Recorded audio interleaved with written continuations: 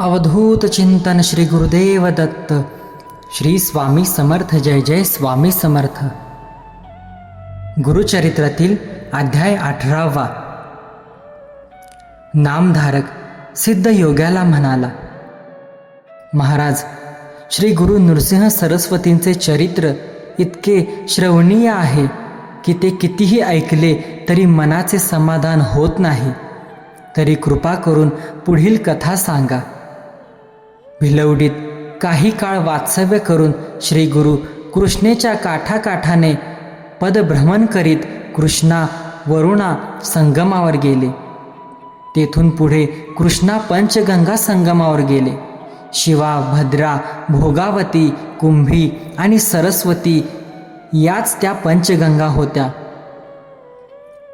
हे संगम क्षेत्र दक्षिण वाराणसी म्हणून प्रख्यात आहे. याचे महात्म्य प्रयाग आणि कुरुक्षेत्राहून जास्त मानतात. येथे स्नान केल्याने 6 प्रकारच्या महापातकांचा नाश होतो. येथे अमरेश्वराचे मंदिर असून त्याच्या दर्शनाने जीवाला अमरत्व प्राप्त होते. येथे पवित्र औदुंबर वृक्ष आहे. येथे 64 योगिनी नित्य निवास करतात.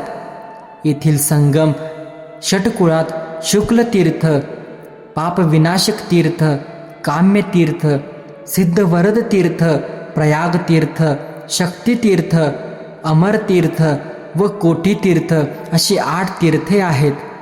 कृष्ण, वेणी व पंचगंगा मिळून एकूण 7 नद्या आहेत. त्यांच्या दर्शनाने सर्व मनोकामना पूर्ण होतात. त्यांच्यात स्नान केल्याने अगणित पुण्य लाभ होतो. या कृष्णा पंचगंगा संगमावर श्री गुरु काही काळ गुप्त रूपाने राहिले. त्यानंतर त्यांचे महात्म्य लोकात प्रकट झाले. कसे ते सांगतो. पंचगंगा संगमावर अमरापूर नावाचे गाव आहे. श्री गुरु तेथे भिक्षा मागण्यासाठी जात असत.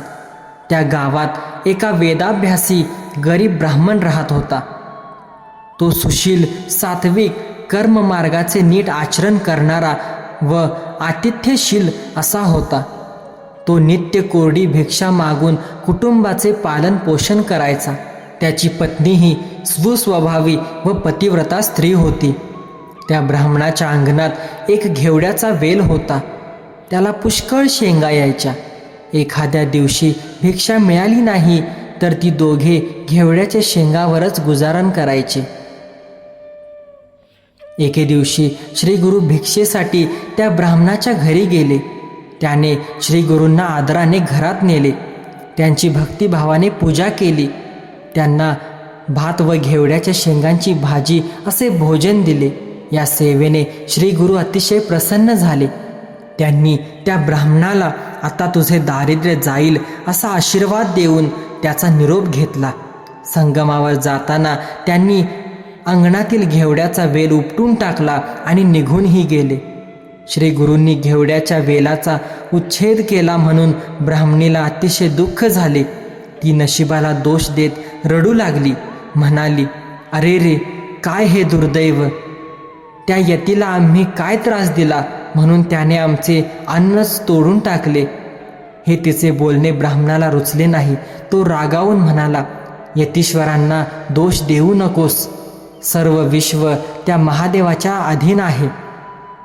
आपले प्रारब्ध जसे आहे तसेच सर्व घडत असते. ते घडवून आणण्यासाठी तोच कोणाला तरी निमित्त करतो.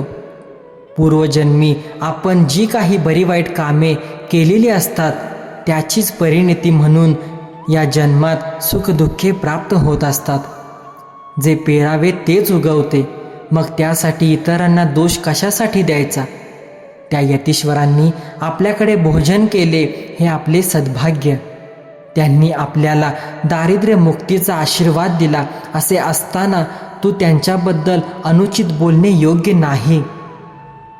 त्यानंतर ब्राह्मणाने ते सर्व वेल एकत्र करून नदीच्या पात्रात टाकला.